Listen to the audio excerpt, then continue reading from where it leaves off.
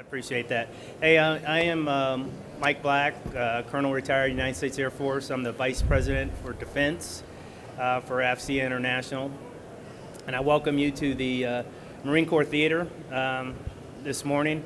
We are blessed to have to start this off with a fantastic presentation from the Marine Corps Tactical Systems Support Activity, otherwise known as MCTSA.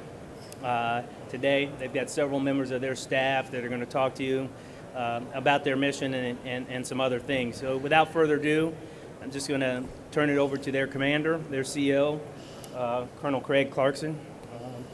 Or Thanks, Steve, or no, I'll take it. Okay, I got it. got it. Appreciate it. And I think I just hit something, so.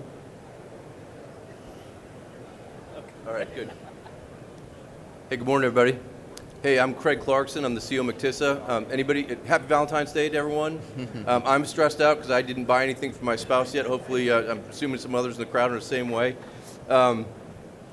Hey, I'm here today with some key members from my team, and what we're hoping to do is, talk about some things that MCTSA does, and then, have be more of a dialogue than anything else. Like, feel free at any point, if you got a question, stand up, raise your hand, or just plain interrupt me, and we'll get after the question. Because I want to. The goal is for us to talk about what we do at MCTSA, and like where we fit into the Marine Corps ecosystem right now. And see what opportunities there might be out there for partnerships with industry, because our partnerships across the government and with industry are critically important to what we do. So with me today, I got Mr. Steve Oakley, who's our Director of Operations. I got Mr. Rick Bopes, who's our Deputy Director of Warfighter Support Division. Mr. Billy Bertrand, who's the Deputy Director of I2SD. And Major Steve Gore, who's our Naval Integration Officer, who works in Testing and Engineering Division. So, I guess I'm driving my own slides here. So, MCTSA is a really unique organization in the Marine Corps. We are the service's only organic laboratory environment. And we were recently designated as the Marine Corps' first science and technology reinvention laboratory, which opens the door for more actual research and development work. And we're doing a lot of stuff with Marine Corps Warfighting Lab right now. And the type of work that we have going on is really important with some of the force design efforts that are going on across the Marine Corps as we try to modernize for the future battle space, in particular where information and technology is changing so rapidly that's really changing the character of the way we're going to fight in future battles. And a lot of that stuff's coming together right now in our labs. It's an exciting time to be at MCTSA. But you see our mission statement up there, that we provide 24/7 global technical support for C5I systems and do developmental testing and integration and supporting experimentation on those same systems, and also on amphibious platforms in order ultimately to support the program offices that we support and to make support their acquisition decisions and to make the Marine Corps, the Fleet Marine Force, more capable. The way we accomplish that is through the organizations that you see up there on the screen there. First one being Warfighter Support Division. They are our external-facing organization that engages regularly with the FMF and our partners, and we get a lot of really important feedback from them as we support the systems that the programs deliver. And I guess I should mention, I totally failed to say this earlier, when I talk about supporting programs, we are a subordinate command to Marine Corps Systems Command, which is the Marine Corps' primary acquisition organization, and we support a number of program executive offices across the department and a number of headquarter agencies throughout the Marine Corps specifically. But anyways, WSD is that external-facing engagement. They're the ones that provide the 24/7 support on programs of record and also non-programs that the Marines are using out in the field. And while our hub is at Camp Pendleton, they are a geographically dispersed organization. We got elements in Okinawa, Bahrain, Germany, National Capital Region, Camp Lejeune, and they provide some portal that gives Marines or soldiers, whoever needs the help, some self-help access to tech tube videos, various tech manuals and that type of thing, and then tiered support. So if you call anytime, any place, any day of the year, you're going to get somebody on the line who can help solve your problem. And we've got warfighter support officers who are technical experts and all the programs that we support. Things get elevated to them, and they troubleshoot the issue for you. And if we can't solve the problem because it's not a system problem, but an architecture problem, we replicate the architecture in the lab environment so we can get those we support back up on target quickly. So really critical capability for the FMF. Anybody who's familiar with the comm community inside the Marine Corps, if you talk to the comm community, they know what MCTISA is. And I frequently get told, I'm told by people how many times MCTISA saved their bacon through Warfighter Support Division, solving tactical problems in the field. One of the things that WSD is doing that's really interesting right now is we're building our own internal software development capability. So we got a digital solutions branch that's working on a number of different things, frequently in partnership with the Marine Corps software factory that's down in Austin, Texas. But we've got government developers who are working right now a lot in the Tactical Assault Kit, Team Awareness Kit ecosystem. Anybody familiar with TAC.gov? But leveraging that ecosystem to build plugins for specific tactical problems that Marines are having.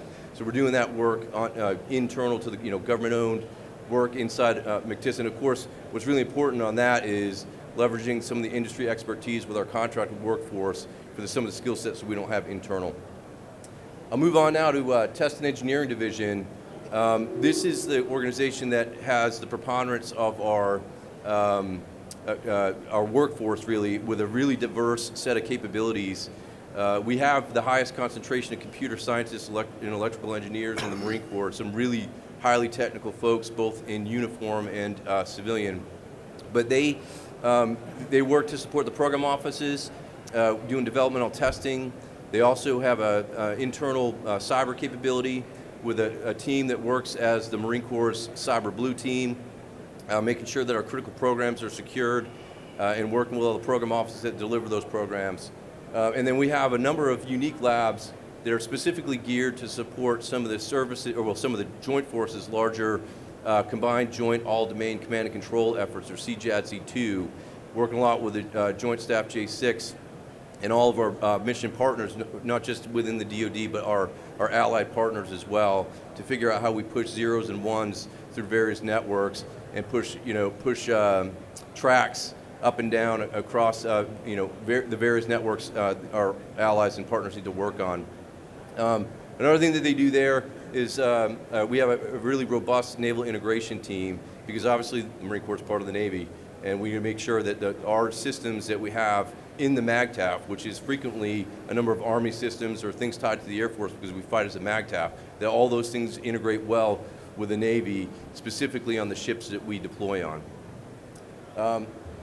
Amphibious Vehicle Test Branch is not represented here today, but they are a really critical part of the team in that they do a lot of work in supporting developmental tests for capabilities in the littorals. So primarily focused on supporting PM AAA with the amphibious combat vehicle and soon the amphibious reconnaissance vehicle and all these other capabilities with wheels and tracks that go through the surf.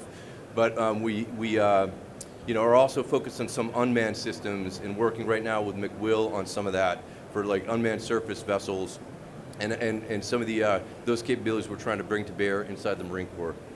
The Infrastructure and Information Support Division functions as our SIX, our de facto S6 in the command. They are ensuring that all of our lab environments are up and running and that we are interconnected with all of our partners across the Department of Defense and all the developmental testing and engineering labs. So that's the organization in a nutshell. Our priorities you see at the bottom really focus on supporting force design initiatives within the Marine Corps. Our primary mission of supporting our program office is making sure we get the best capabilities out to Marines as fast as possible, and then supporting the warfighters in the field. You'll see here, current MOAs. There's actually a whole bunch of them, and this is a bit outdated with those pictures. But a lot of stuff we do is really enabled through all of our partnerships. Again, like I mentioned in the beginning, across the DoD, with industry, with academia, to make sure that we're getting the best of breed and getting that information back to all the folks that we support. Next slide. Oh, that's me, sorry.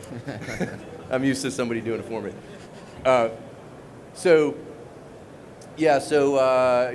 talked about some of this stuff already, and I think that my partners here are going to talk some specifics about their divisions and how we enable some of this stuff. But you'll see all the things listed from experimentation and support, cyber and signature management, work in the transport layer, a lot of the littoral engineering, naval integration, making sure systems are interoperable in system of systems environment, not just in a silo. And a huge focus on fight tonight and understanding the key tie-ins with the fact that we'd be fighting with allied partners, and we're going to figure out how to push the right data to the right people at the right time and be able to ingest their data as well to enable decision making and ultimately closing kill webs. I mentioned it briefly up front about our relationship with McWill. That's really important. Marine Corps Warfighting Lab is obviously the experimentation lead for the service, and they have primacy on a lot of things going on right now with the force design efforts. But being that we are the only organic service lab environment in the Marine Corps, we have an MOA with them that the idea is that MCTISA functions as the experimentation hub for all things C5 ISRT in the future. Because what we're really trying to do is speed up capability delivery to the warfighter. You can't do that effectively unless you're actually talking to the end user. It's not good enough to just reference a requirements document. You got to make sure you're pulling people in from the operating forces, and they understand what's going on. You're getting feedback directly from them. So we're doing that kind of work right now with the Marine Corps Warfighting Lab. Next slide. Oh, again, me. I'll get it right on the next one. This is the last one. Again, I want to talk about our designation as the Marine Corps' first science and technology reinvention lab. It's really something we're really proud of, and we're still figuring out how to implement the authorities that come with that. But ideally, with the increased flexibilities we have with Section 233 authorities, we'll just be able to move that much faster in support of all of our customers to try to integrate and deliver advanced capability for the warfighter. So that's pretty much it on that. So I will pause there, see if there are any initial questions, and I'm going to cycle down the circle or the table of my partners here. Anybody have anything for me so far? And please, if you have any questions, please come up to the mic. All right, so clearly I blew you away with what said everything right. Steve, did I miss anything? No, sir. You covered it. Okay. So I'll go down the table now and see, if we want to talk some specifics about what we do in the divisions and some of the work that's going on right now that might be of interest to everybody out here. So, Rick, over to you. Sure. Rick. Yep, seen a lot of familiar faces. So I'll just start this off with the fact that internally mission-funded organizations such as MCTISA, designated as an STRL, can rapidly produce solutions in conjunction with industry solutions. Josh, thanks for showing up. So I'll use you as an example. The Warfighting Lab bought some capabilities, gave it to a unit that's going to take off. Within 3 weeks, we're going to build an application based on that product that the Marines can deploy with. So that's directly working with industry, producing a rapid capability that didn't exist within 3 weeks. So from industry to production to float within 3 weeks is a huge capability. So a lot of that's bridged into the fact that we are fully embedded with the fleet globally, and that allows us to comprehend what works, what doesn't work, how Marines are going to deviate from baselines in order to meet mission wherever they are in the globe. While we capture that, we do inform the National Capital Region on a reoccurring basis, so they're aware that their product is being used. It may not be used as they planned, but kudos to you, you gave something that they like and that they can utilize. Simultaneously, we look at products that have been around for 20 plus years. They may have been a viable asset during the global war on terrorism, but when we face near-peer adversaries, we have to be faster, we have to be more robust, we have to be more independent on capabilities and not siloed. So looking across the forum here, there's a lot of people going to sell products and advertise that their product is more capable than another. Our designation here allows us to really put that, really evaluate if that is true. That's something that we've done, for a long time by way of combat evaluations within the WSD division. So that allows us to buy, try, decide based on the SOCOM acquisition model. And generally, it's not us leading it, it's the fleet. The fleet, they come to these events as well. They see the products, they hear your spiel. They use their own procurement, capabilities to buy a product. We work with them to integrate it, look at the interoperability, look at the security of the capability, and whether or not this could be an enterprise solution. Colonel Clarkson mentioned, the DevSecOps team that we have. That's one of 2 in the entire Marine Corps, mission funded. So a group of smart scholars, as well as just computer scientists or IT specialists that can rapidly produce solutions. I gave an example of a 3-week turn on a product. We've done products in 7 days. It's from a fleet needing a solution to us actually testing it on boats within 7 days, and then releasing that as a beta product. So I think that's it for me. I'll pass it over to Billy. Good morning, everyone. Right now I'm focused, I2SD is like our S6, right? So we're very internally focused for managing our network and making sure the capability is available for all of our engineers to do what they need to do. But we also have integrated our McNeil team into the I2SD. McNeil is the Marine Corps Network Engineering Lab. It's a unique capability we developed at MCTISA about 10 years ago, and we've been carrying that forward as an engineering service to the Marine Corps. Basically, it's a group of a bunch of network engineers with high levels of skill that we send out to do evaluations and collect and do deep packet analysis on these networks that are, dispersed across the globe. And we have all these integrated networks that never really get tested together, right? All these applications are all tested in silos, even though we're working on that with systems of systems type testing. My McNeil guys are there too, but that's still just a small component. Almost everything, nothing gets tested on the full enterprise, right? So my team goes out and looks for efficiencies, also looks for problem solving, right? If we're having applications that just don't work and they should work, then we go out and do some collection and analysis and figure out what can make them work or what can make them work better. And with our small pipes and tactical world, better is always better, right? Because we want to streamline that as much as we can, so that maximum amount of information flows between warfighter and his support services, right? So that's kind of the big thing. It's a big thing for us because we integrated this team with our internal NOC, 06 Marines. So now they're working hand in hand, not just doing internal support, but also looking to help the Marines and the warfighters, which is something we didn't have in McNeil before. So it gives the McNeil team direct insight and access to the 06 community. So now we can get more and more information on what the actual users are having problems with, and we can integrate that into our test environment and solve problems for the fleet. Any questions? Thank you. Hey, good morning, everyone. Major Steve Gore, part of Test and Engineering Division. So historically, what Test and Engineering Division did was we got programs of record delivered to us from the Systems Command, Marine Corps Systems Command, and we would test and certify it to make sure that it met the programmatic requirements. We had a great amount of brain power associated with trying to look at these programs of record and actually try and break them just to make sure that they are, battle-proof, tested, make sure they're going to work in the warfighter's hands properly. And the engineers had a great time trying to break these systems and actually make sure that they're good to go. Over the years, we sort of shifted towards, can we leverage their capabilities, their incredible talent, to something a little bit more constructive? So we decided to start experimenting a little bit more, playing around, letting the engineers have a little bit more free roam with what they could do with these systems. Around when the pandemic came, our workload dropped off, but we were still coming to work and executing the mission. So we had some more free time and energy dedicated to experimenting with these systems. We stood up the Marine Littoral Regiment Lab. That's when the MLRs within the Marine Corps were first coming online, and they didn't have any C2 systems dedicated, or they didn't know exactly what systems would be fielded to them. So we took all of the systems that we had resident in MCTISA and tried to figure out how the MLR was going to C2 its own forces, as well as once, coincidentally, CJAD-C2, or then just JAD-C2, was standing up as a DoD initiative. And we were trying to figure out what the MLR's play was and how their C2 systems were going to interface with the Joint Force to meet all of the JAD-C2 initiatives.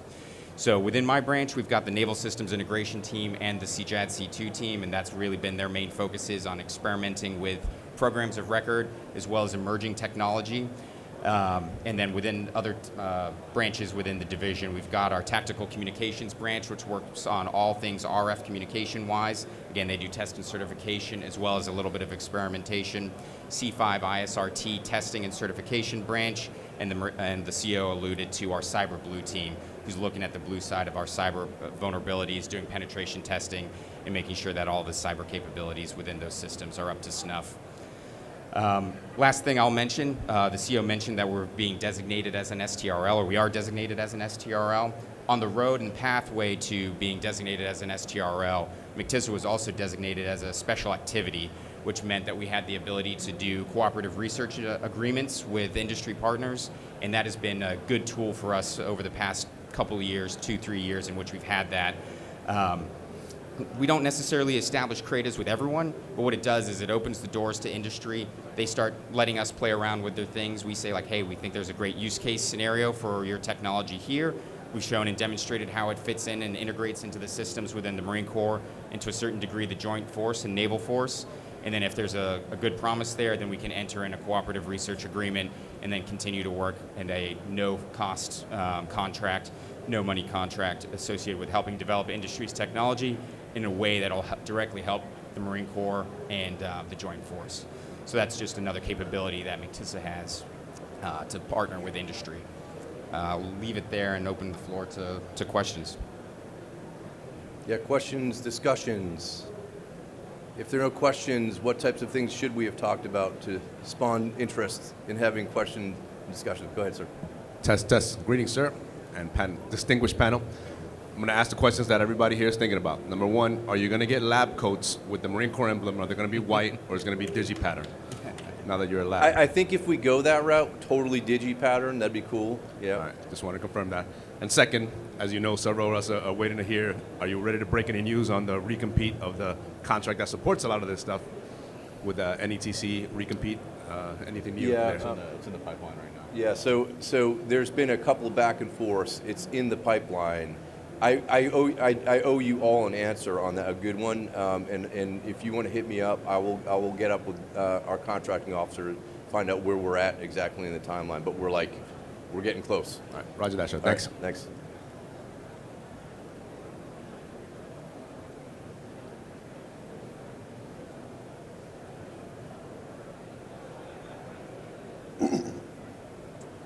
My name is Kelly McConnell. I'm currently with Booz Allen. Just a quick question about any work that you might be doing in thank you. A question regarding any work that you might be doing with the Information War Room. There seems to be some overlap with your C5I, and then some of the things that the Information War Room under DCI is looking to do from a rapid acquisition perspective, like you discussed, and those types of things. So I see some overlap. I was wondering if you do too, and if you work with them. Yes, that's a great question. Absolutely, there's some overlap. It's not well-defined overlap just yet. There's kind of what you alluded to and what I talked to earlier, like where we're really trying to figure out internal to the Marine Corps how, we're a small service, should be able to move pretty darn fast. But just like any other organization, there's like different stovepipes of various people who have different roles and responsibilities. So, one of the things we're trying to do is, how do you stack those authorities by getting all the people from the different organizations that matter working on the same team to that end. And we've been in very close collaboration with Mr. Murray at the War Room on where we're going with that. And I think he's working through some socialization across the service about the right way to do that. But I think the short answer to your question is yes. We're totally working with them frequently. We just haven't defined clearly roles and responsibilities going forward. Hopefully that answers your question sufficiently. Okay. Mm-hmm.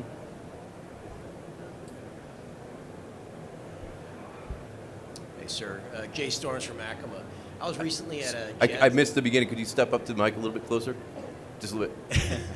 Jay Storms from Acoma. I was recently at a JADC2 Industry Day, and the Major mentioned your interface with that work. There were representatives from the Air Force, Army, and Navy, but there wasn't anything from the Marine Corps. I was just wondering, how are you guys interfacing with the JADC2 program alphas? Yeah, so great question. As you're probably alluding to, the Marine Corps as of today doesn't necessarily have its own contribution to CJADC2 under a named project. So everyone's familiar with Project Convergence, Project Overmatch, ABMS as the key service contributions to CJADC2. That might be changing here in the near future. I don't know what I'm allowed to say, so I'm just going to keep it low key for right now. But historically, what we've done is we've worked under the Project Overmatch initiative. So our team here at MCTISA worked very closely with Admiral Small as part of Project Overmatch, and that funneled through Marine Corps Systems Command. Colonel Burton was the lead senior military advisor that was associated with providing Marine Corps capabilities to Project Overmatch and Admiral Small. But we continue to work with all of the services. So we worked very closely with the Navy with Project Overmatch. One thing I forgot to mention, this week we're starting hosting Project Convergence. So last year, MCTISA hosted Project Convergence, the big annual experimentation event for the Army's bid for CJAD C2. Because we've worked closely with them in the past, they realized that MCTISA was the fulcrum of all things that was happening for the Marine Corps CJAD C2 wise. So they wanted to come to us and make sure that their event went off without a hitch. We've had a little bit of interaction with ABMS. There's some trickiness associated with that, but mainly it's been supporting Project Overmatch, working with the Army on Project Convergence, and now supporting what may be a future initiative for the Marine Corps' specific service contribution to CJAD C2.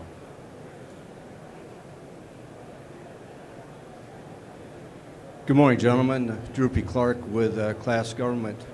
So as we start increasing our capabilities in the littorals, maritime, surface, subsurface, what challenges do you see with C4 and being able to support those platforms to make sure they're all connected on the battlefield? I've got lots of comments, but I'll defer. So do I. So me too. We could probably talk about that for a while because we've got to solve joint first, but we've got to keep in the back of our minds coalition and partner nations and how they service our capabilities as well. So there are a lot of products that are government off the shelf that we look to utilize in regards to instantly sharing situational awareness with host country, wherever they may be. So there are those products that exist now that you can instantly share the basics of situational awareness and command and control with some chat capabilities there. So those things exist now. So it's just basic awareness across the globe and across the enterprise that there are existing solutions that can work for now. Meanwhile, while the acquisition and the experimentation departments and organizations figure it out at scale, there are capabilities that you can go to the Play Store right now or your iOS Apple Store to get a solution time now. Whatever you want. I'd like to talk about the comms piece a little bit. We have a big challenge with comms, right? So in certain AOs within the world, we're going to have denial of service like right out the gate. So we're having a big challenge is to figure out how can we maximize what's existing infrastructure, and hide within it and utilize everything that's currently available and merge all that with our existing comm pipes and our existing comm systems to include the joint environment, right? So for a long time, supporting OIF, OAF, we were very independent. We developed and fielded our own systems to provide what we needed. Now we're having to come back into the maritime integration and then also the Army and all their stuff. So it's really going to be about maximizing all the different available comm pipes and then use those for the apps that we need to share with our partner nations and our joint force. And speaking to transport, sorry, Major Gore, it was on one of the last slides. We have one of two owned force signature management mission-funded teams in the Marine Corps. So we actually observe and analyze spectrum on the daily around the globe. And so we can actually predict pace and inform commanders of said pace and said threats. Not only that, their own anomalies in space. So it all goes back to education and understanding that we're no longer in the global war on terror where we can blast spectrum with omnidirectional antennas. We need to understand when to utilize commercial means, host nation means, national asset means, or go purely resilient and or hand and arm signals. So I'll double down on the comm transport side of it as well. Most people think about C2, command and control, and trying to figure out all of our issues with C2, but it's really a C3 problem, command, control, and communications, because I'll be honest, I think we've pretty much nailed down the C2 portion on the joint aspect. We've got all of our systems talking in the ways that they need to. We've got the information flow and the command relationships down for the most part, but our comm transport interoperability, Mainly with the Navy, has a lot of issues. We are seeing a lot of comm interoperability challenges and issues with the Navy, which is why MCTISA has a dedicated naval systems integration team that's really trying to get after that issue alongside our CJAD C2 team.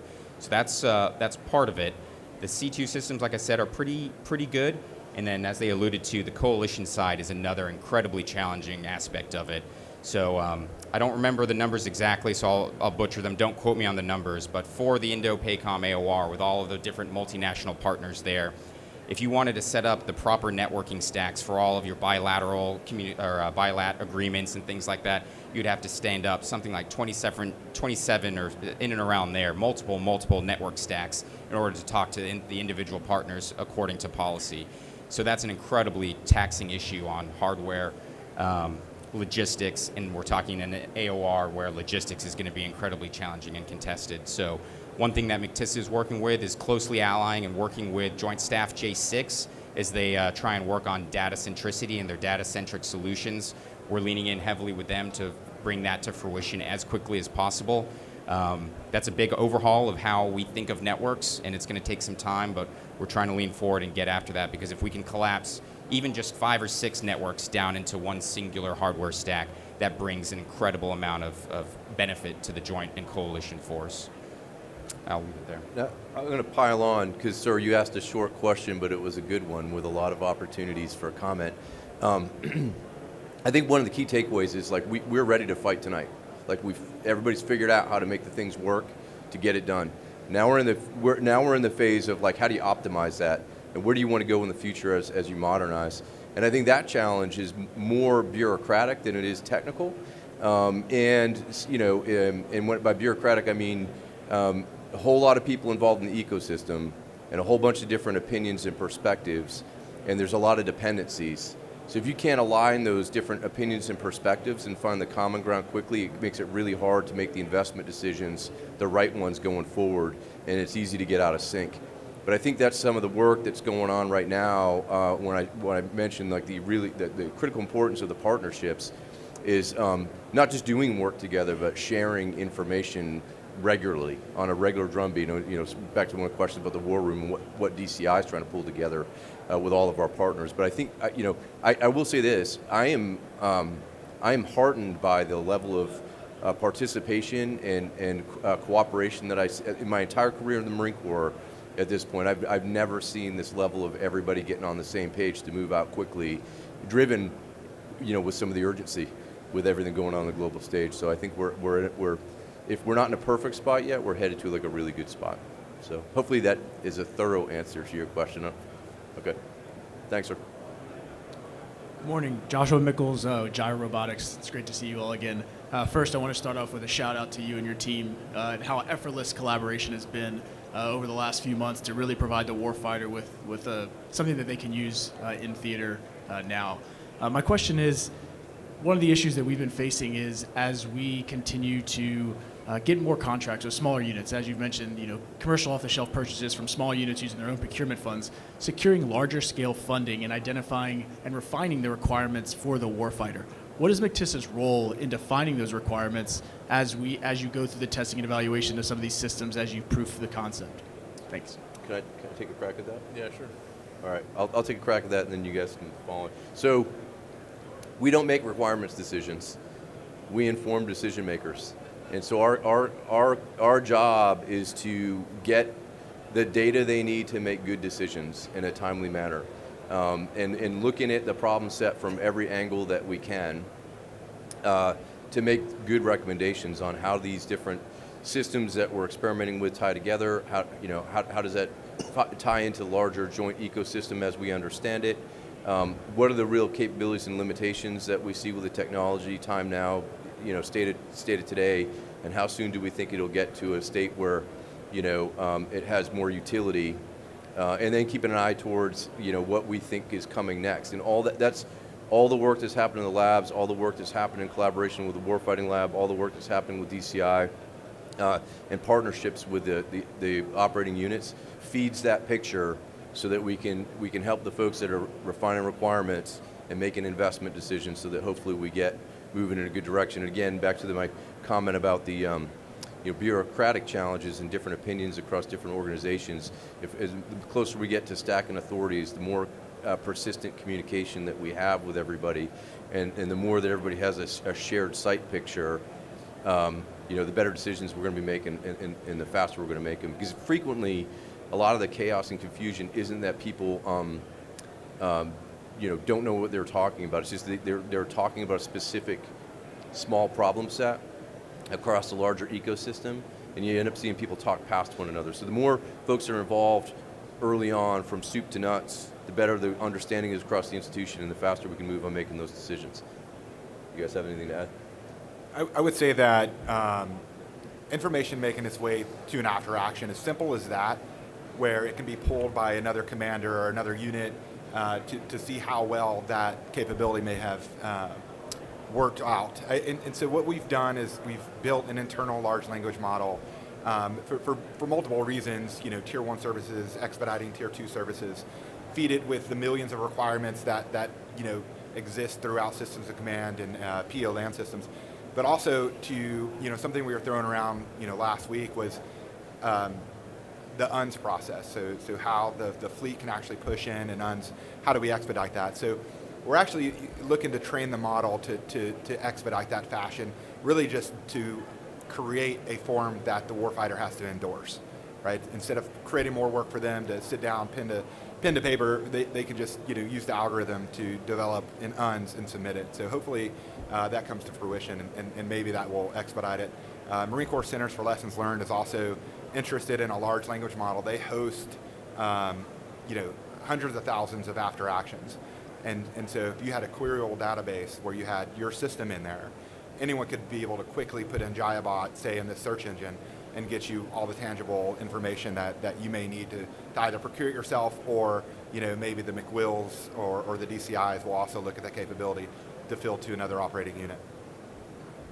So I had one last thing, at least from my perspective. We feed the requirements model from all venues, right? Between the WSD and our outward facing and direct interaction with the Marines and the reports that they provide back to the program office, back to McWill, back to even CDNI, to the engineers that are doing the testing and the development work on the existing systems today, that all feeds back up also.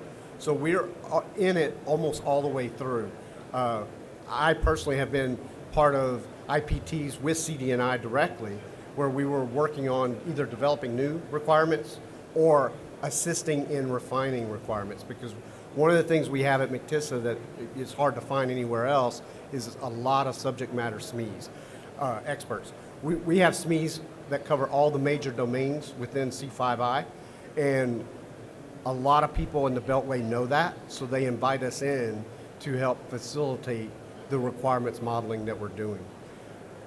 Now we're developing tools to help make that even better and faster, right? That's really what it comes down to. Yeah, so I concur with all. We're not in the business of making and generating requirements, but we did have a very informal relationship with CDNI, the requirements owner for the Marine Corps. Over the years, that relationship has really solidified. So before, it was everything that they said. We had good touch points with the Fleet Marine Force, our testing and engineering and certification, and provided a lot of feedback to MARCOR Syscom. And then now with our experimentation and partnering with McWill, we garnered a lot of insights on how technology can and is being utilized. And before, it was really just like a CC to some of our informal partners at CDNI. But over the years, our relationship with them has grown, and now we're partnering with them more directly. And they are surprisingly receptive. I would say historically they haven't been really great. They've been in their cubicles of siloed excellence. But now I think their eyes are beginning to open and say, like, hey, we can make use of the great thing that is MCTISA, that has all of these amazing touch points and is really the center and the nexus of information when it comes to the acquisition process. And have accessible APIs. Yes. Catchphrase. Jeff Withy, Birch Tree Solutions. I just have a quick question. I worked there about 15 years ago, and the facilities have not made an upgrade since then. You guys are the premier system of systems test organization in the Marine Corps. Is the Marine Corps going to do anything to upgrade your facilities? So one of the beauties of the STRL designation is there's an opportunity to compete for funding for facilities improvement. I can run down that rabbit hole specifics there. In general, we compete with all other elements of Camp Pendleton for priorities, and as you know, like across the entire force, the DoD, there's a lot of buildings that are in dire need of attention. We do pretty well competing for the things that are really critical. Anytime McTissa needs an AC unit fixed for the server room, it gets fixed because everybody understands how important the work going on is in there. I personally take the approach of small and scrappy is good. I have no problem with plywood desks in the office, keeping the workforce oriented on the conditions that our warfighters are in. And so we make do and try to put as much money as possible towards capability versus comfort, and find the right balance to make sure that we while we might have that culture, we make sure we give our workforce the tools they need to succeed. Comfort's not high on the list to me. Capability is, but we're working on it. I mean, there's a competition for funds. There's as we continue to be recognized as a center of excellence where important things happen, things are starting to break free. People are investing resources with us. So I'm hopeful. I don't know if you want to add anything on that, Steve. Yeah, I mean, I think that we have made some improvements over the past couple of years. We got the Gator building stood up. We relocated Warfighter Support Division up to 41 area in the old MARSOC building and improved their situation there.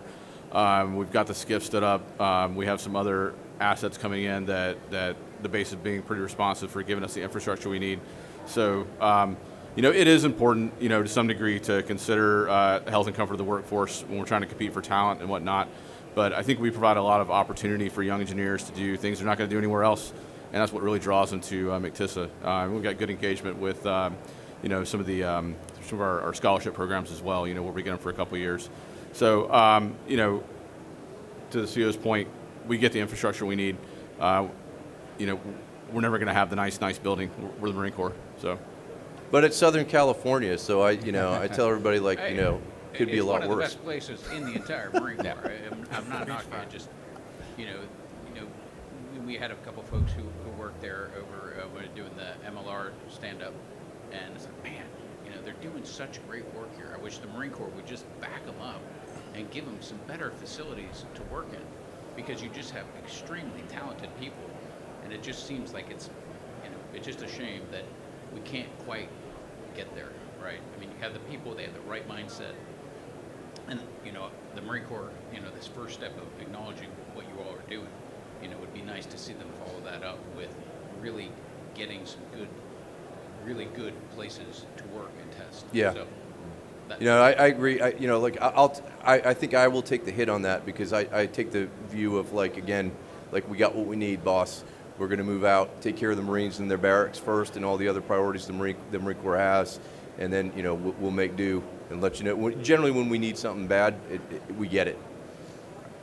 I will say I'll add on to what the CEO and Mr. Oakley was saying. About a year ago, our logistics officer led an initiative to look at the prioritizations of our funding for our lab spaces. Well, it was all of our facilities. And I think it was with MCI West or Base. I can't remember who it was with. It was MCI West. It was MCI West, yeah, with MCI West. And they explained what these lab spaces did, what these workspaces did, and that actually increased the prioritization of all of our lab spaces to mission critical for the Marine Corps. And after that, I saw a lot of things and tickets being immediately sourced and funded to increase the capabilities of our lab space. And to the CEO's point, that's where it should be going. Right. And I think the workforce at McTissa is great in the sense that they understand, we have some pretty amazing lab spaces. My office may suck, but that's okay. I'm going to be working in the lab the majority of the time anyway. That's where I want to be on the gear. And I think that's an attitude and mentality that is of benefit to McTissa as well. All right. Thank you much. Working at my field desk keeps it in perspective. Hey, good morning. Steve Calhoun with Lockheed Martin. I have one comment and then a question. First off, I don't know if you're tracking funding and whatnot, right, through the Test Resource Management Center, which is actually ASD R&E, right, so Research and Engineering under the OUSD.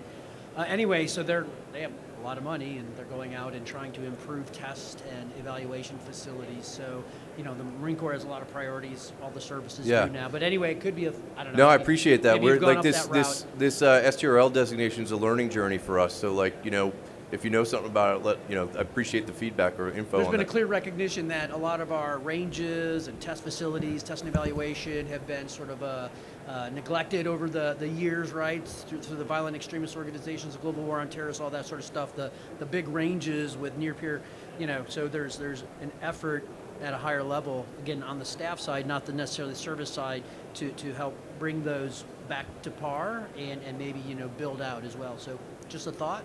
Number two, though, I was going to ask you, and if this is already asked, I did join a few minutes late.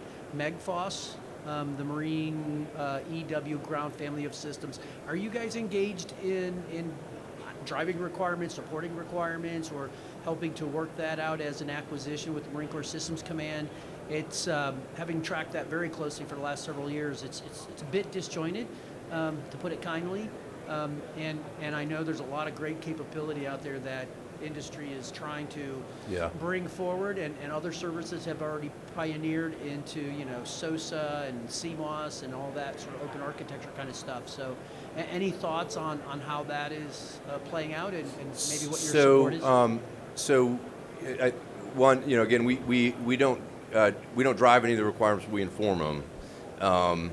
The MEGFOS specifically, has been with PM Intel, and Systems Command and PEO Land Systems did a recent shuffle of the organization, and now PM Intel has merged with PM Cyber, which I think is a fantastic thing. Some of those systems have been serviced by other organizations. We work with NIWC on a lot of things, right? They're our partners. Plenty of work to go around. They do fantastic work. So we're working right now to bring some of the Intel systems back into MCTSA in full, to better partner with NIWC and the program office on those things, because there's just convergence of all these different capabilities in the information space, and all the capabilities that come with MEGFOS that need to be understood by all and deconflicted. So I know that's kind of a unsatisfactory answer to your question in terms of our involvement with it, but we're moving in that direction. Overall, we stay in touch with the current capability. We have a decent team of intelligence analysts that work with current capabilities. I would say that PM, intelligence systems is moving slightly faster than a lot of the other portfolios, rightfully slow. So I think MEGFOS, current capability, future capability is going to be superb. We are looking at how it actually works at scale and at the tactical edge. There's going to be a lot of education that goes into the capability to make sense, and then of course, what do you do with all the data? So I think the MEGFOS is going to have a huge part of that in the future.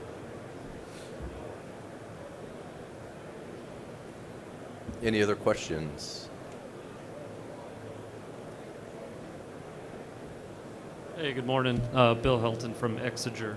I was wondering about, so you mentioned an example of getting technology to the warfighter at a rapid pace.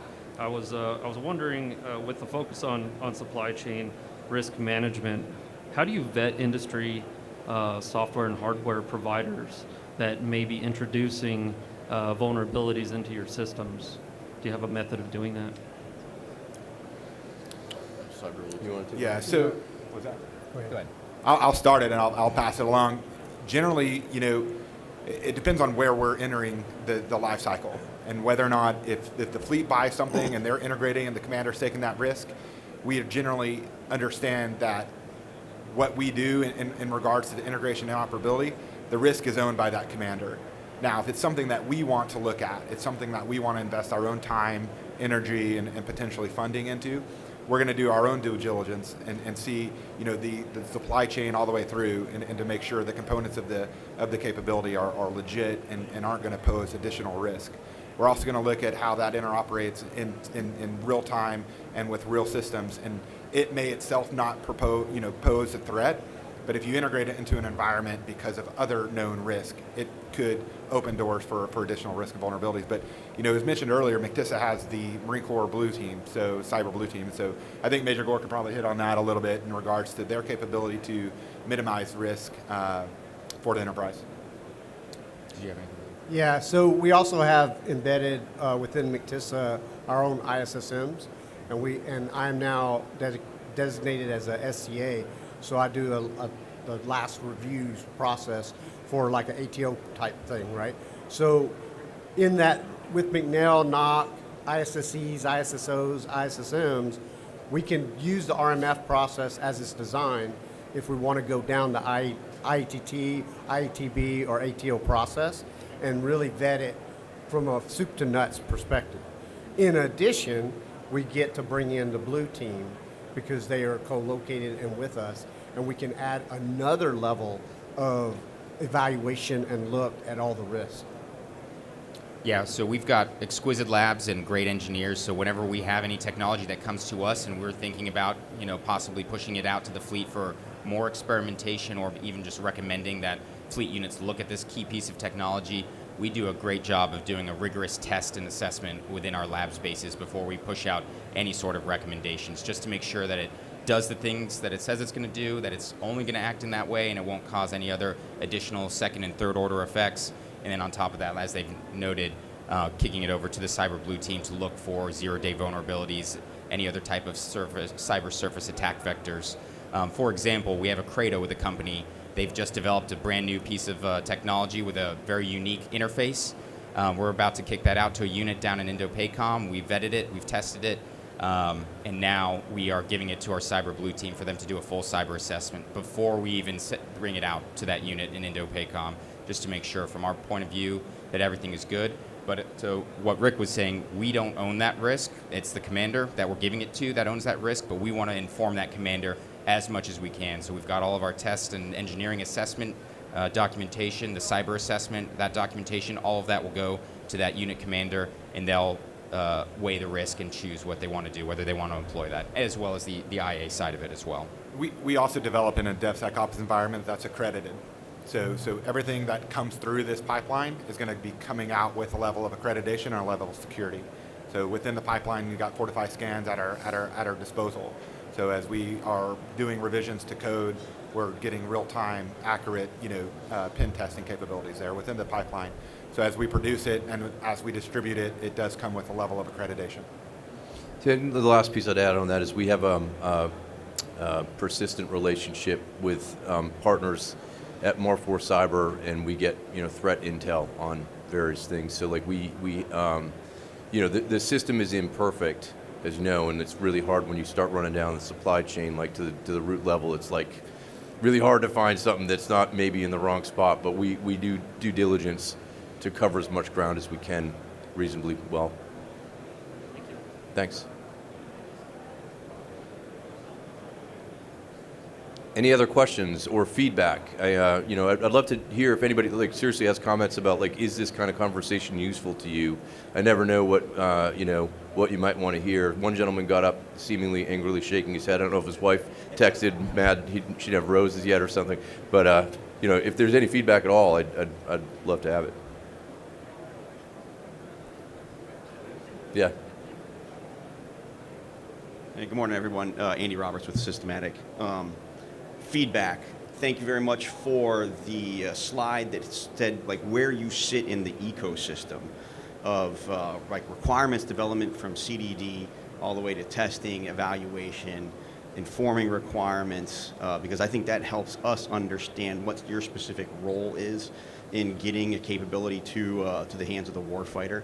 So that's very, very helpful. It's still a little fuzzy because you both are informed by, and I believe you also then inform, so it's kind of a chicken and egg. It's like a big circle. It's like a big circle. Uh-huh. So anything you could do to help can clarify that understanding in the minds of us in industry would be extremely helpful, because then we would know the specific touch points to help you solve the challenges that you are facing. Right. So that's a little bit of feedback, and then I'll transition into a quick question. Okay. From a C2 perspective, the latest FD 2030 update, the Commandant said, hey, we can't afford to have single domain command and control systems anymore. Right. So I know that you're helping evaluate a lot of the potential solutions for that. So where do you, from where you sit in that ecosystem, see the potential solutions going forward to enabling C2 for multi-domain operations instead of single domain C2? Yeah. Okay. So I'd like to thank you for that. I'll first take a stab at the comment for just some feedback on that. One, thank you for the feedback.